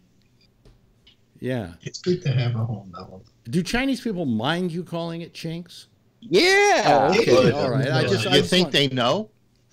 They don't even eat their own food. They eat they say, "Oh, yeah, Chinks." One to from begin column with, A, to two begin from column with, B. it should have that name in America because I've in China eaten Chinese food, and what you get in America is not Chinese food. He's right. You're right about that, Alex. They don't eat that, right? That's like, and I don't want to eat what they give you in China. What they give you in China is exquisite, Phil. Yeah, you don't know what it is. I watched that the guy that committed suicide show, the traveling guy. Oh yeah, yeah. I see some of the things he eats. No way. Way. Hello. Yeah,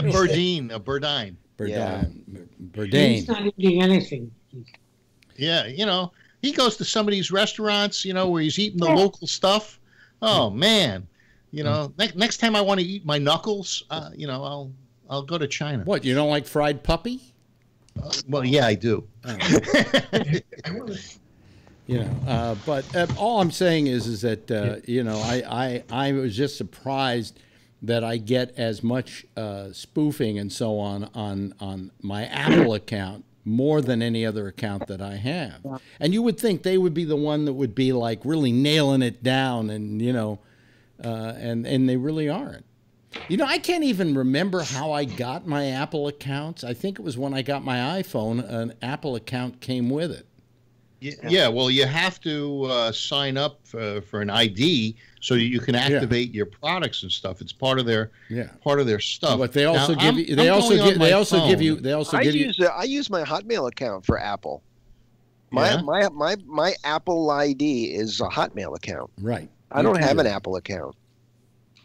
Okay, I'm looking at my Apple account now, because you can go on the phone and you can just look at one. Well, when I first got it, it was a .Mac account, Mac account. Then it became, then it was a Me, and now it's an iCloud. Right. But I have both. They, for some reason, or no, Cloud. Is it iCloud or Cloud.com? Cloud.com. I think it's iCloud. I think it's Cloud. But anything that I'm being sent on this is something that I have actually made an effort to contact, and then wish I didn't anymore. But that's what I mean. It's when you use that address somewhere, you wind up on a list, and everything that you think is free, it's not free. That means they're selling your information. Well, they're selling lists. Yes. Well, no, these are people that I may have made an inquiry. For instance, Moo is a company that makes high-end business cards. So I said, okay, yeah, send me the sample pack. They sent me the sample pack, and now I'm getting emails from them. It's not that they did, that I contacted them, and now they own just my. Go to the bottom. Just go to they the have my address. Do you go to the bottom of the letter and go unsubscribe? Well, I guess I could do that. Yes, you could do that. You can. Sometimes it doesn't work though. Yeah. It won't hurt you. Yes, Jeff. I find people when I go into any kind of office or a business, they always want to know what your telephone number is now, your cell phone number, and I think that's another way of sharing information.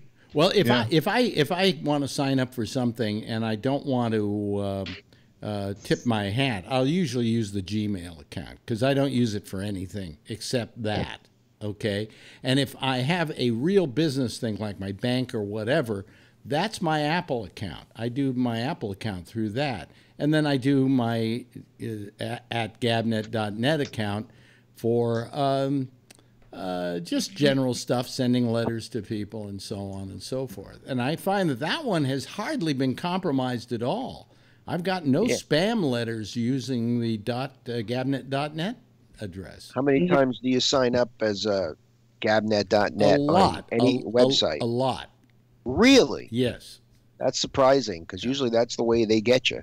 I use that because I can always change it from, I'll say what it is, Alex at gabnet.net. I can always change it to, AB or anything I want to. I can make up other accounts, and I can use those instead. You don't use your Gmail account anymore? No, you know why? Because by the time you sign up for a Gmail account, they have every permutation of a name you want.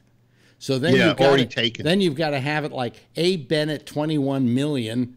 I mean 472,735 ABCQ. Yeah, well, I mean, I have one account. I have my FiOS account is, and I can change it if I want to. The username is the address at Gmail because that's what I had at the time. See, here's the other thing, and this is the one that really bothers me, and it should bother all of you listening to me right now, and that is, how many times have you decided, well, I don't want local Spectrum as my cable company anymore. I'm going over to FiOS. And, of course, FiOS doesn't have email, all right, to begin with, and you lose that Spectrum address. I had Alex or A. Bennett at nyc.rr.com for 10 years, okay? Mm-hmm. And when I quit Roadrunner here in New York, when I quit Time Warner and went over to FiOS, I lost that address immediately. Can you still receive emails on it? Like my Comcast, no, you can't. My Comcast, when I went over to Wave, I lost the ability to send emails on my Comcast account. I didn't get it either. They can't do it. It's a physical impossibility. I'm still receiving. I've managed corporate. Well, I don't know how that is. They haven't shut it down. I understand why they won't let you send it, but usually when you go, they delete your account. Mm.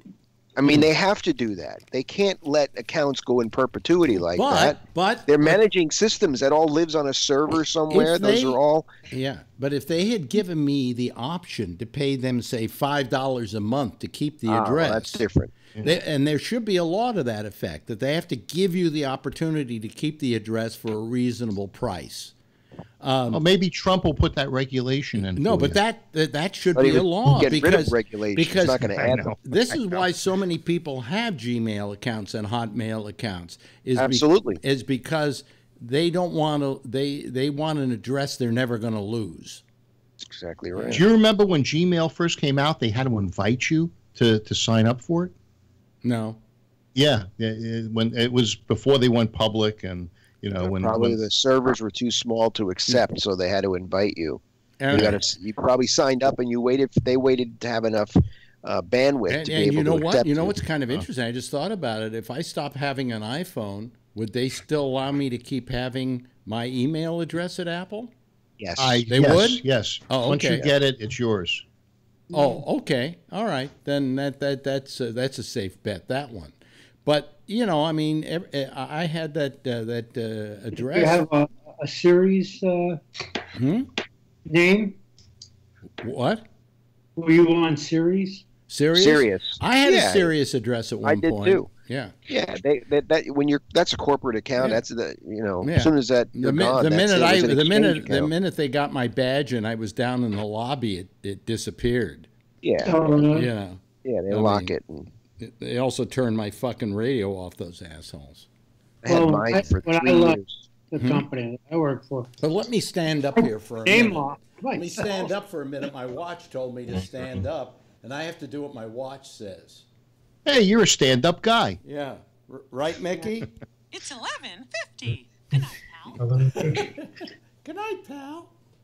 Let me see here. Okay, I'm standing up. Are you gonna do the thing here? Hold on a second. Let me see my activity today. No, I haven't closed the blue ring yet. You know. Oh, well. Did they make a mousetrap app for that thing? What do you mean a mousetrap app? Exactly what I said. Oh, to get Mickey? Yeah. Yeah. Well, to shut him the fuck up. Well, actually, I have Mickey. Girlfriend has Minnie, because Minnie, she feels sounds cuter. I'll let you be the judge. It's 11:51. Good night. How presumptuous to think it's time to go to sleep. I know, but Mickey already said good night. It's 11:51. You sure that Minnie doesn't say something like, "Stop touching me there"? No. Perverted Mickey. I wonder if there's a reason why Minnie wants to go to sleep before Mickey does, though, since she's the one who said good night first. Yeah. So anyway, I haven't said anything about much about Trump tonight, so fuck him. And Phil. I will say I was surprised to know that Los Angeles public bank initiative that got voted down, a public bank that's been in existence in this country since 1916. However, to my surprise, Public Bank of North Dakota. North Dakota has a public bank and has had a public bank for 102 years. Wow, how nice. North Dakota. By the way, the big flap. If you're in North Dakota, they didn't realize that they had one because it's so cold there. You know? The big flap here in New York City right now is 6 inches of snow. No. Yeah. Besides that, Amazon and their headquarters here, or so-called headquarters, there is so much protest against that because of also because of the impact in the area. I mean, God knows that we have enough gridlock as it is already. Lex Luthor is disgusting. I saw an article in a Tennessee paper yesterday that said that they're opening up an Amazon place there and hiring, I think, 9,000 people. Alex, on the snow front, if you look out your window, you can see the street. Are the cars all stuck there like they show on TV? No. Actually, the snow melted pretty much today. Yeah. Beautiful day with all kinds of sun. The news was showing cars stranded all over the place. Yeah, buses. I had my friend down. Walter Sterling Sabo was here last night staying. He had to go to this Hall of Fame, Radio Hall of Fame dinner, and it was after the snow, and he had a hard time getting down there. He said it took him 2 hours to get downtown. Yeah, because they're showing pictures. And there were buses there were trees that had fallen in the street and so on. I mean, the impact was really quite horrible. It was it was a real snowstorm this early. De Blasio was on TV tonight saying that they didn't get the snow plows out early enough, and they had a third of the plows out, and they never expected this much snow. They only expected about an inch. And they got here. I got 7, and they got 6 inches.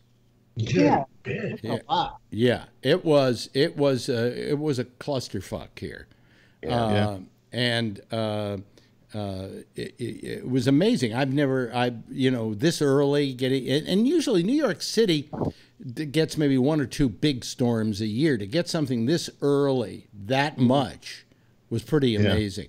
But think of all the rain we had this summer. If we have a winter like that, we are screwed. But then it rained. It rained last night. It rained last night, and it also was sunny today and above freezing. So the snow was pretty much melting. The news people are saying because of the El Nino that's off of Peru, it's causing colder weather to get into the atmosphere, and that's what's causing these. But of course, the forest fires are the fault of California. Yeah, well, it's terrible here. Everybody's walking around in a mask. Even my warehouseman's wearing one of those Type 95 masks. And you look at the sky, it's totally dark and gray. When there's a fire like this and you have to wear masks, what do bank robbers wear? They wear the same mask. Oh, I see. Okay. But they put a little mustache on it. Yeah, I just. And Trump's actually coming out here tomorrow, too. He's coming out? Yeah, he's actually getting on the plane and coming out. Hear that, Brian? It's one of you. Yeah, but he won't get off the plane. He won't get off the plane if it's raining. Yeah, probably. It'll mess up his hair. Well, you have to admit it. We don't know this for a fact, but I'm beginning to think after that gaffe in Europe that maybe our president is water soluble. I'm melting. I'm melting. Wet. Hey, what they said about the thing in Europe was that there was no visibility for the helicopter and that they couldn't make the appearance after that if they drove. And so that's why they decided to change the schedule. Phil, look at Brian and I. Look at Brian and I. Okay. He's brushing his teeth. Oh, I see. Is that what he's doing? Yeah, I'm using my largest finger to do that too. Yeah. As a toothbrush. Extra sensitive. I thought he represented us very poorly in that situation. Yes, Patrick, quickly, you've got a minute here before we play the theme. Trump is a pussy when it comes to rain. Excuse. I don't give a shit what excuse was given. Yeah. There is no fucking excuse, period. Yes. That's like people that don't vote because it fucking rained, but they'll still go out to dinner on the same day that it's raining, but they won't vote. Trump is a pussy. He's a fucking wuss. He needs to grow a pair and go out in the rain like the rest of the people. Period. Even if his orange makeup gets washed off. Yes, exactly. Just runs the makeup. Yeah. Women have their mascara run. Maybe he can get orange that doesn't run. Yeah, unlike his poll numbers. Yeah. Anyway, let me start playing the theme a little bit. Well, what did we learn tonight? Nothing. But we got some good promos, didn't we, Rob? We did. I will put the whole show tonight up in the box. Just pull it off, and so it's not in the box once you get it. Got all kinds of shit to work with. You got all kinds. You can make a commercial. Do you have bleeding feet? Listen to one of our listeners. Yeah. What's your problem? Listen to Patrick and his. You think life's tough? Listen to this. Yeah. You know the thing I like best about this show is I am, as you know, a hypochondriac, and after listening to you guys, I feel very healthy. I feel pretty good. Yeah, don't you feel great, Jeff? And he's got a fucking robotics inside him.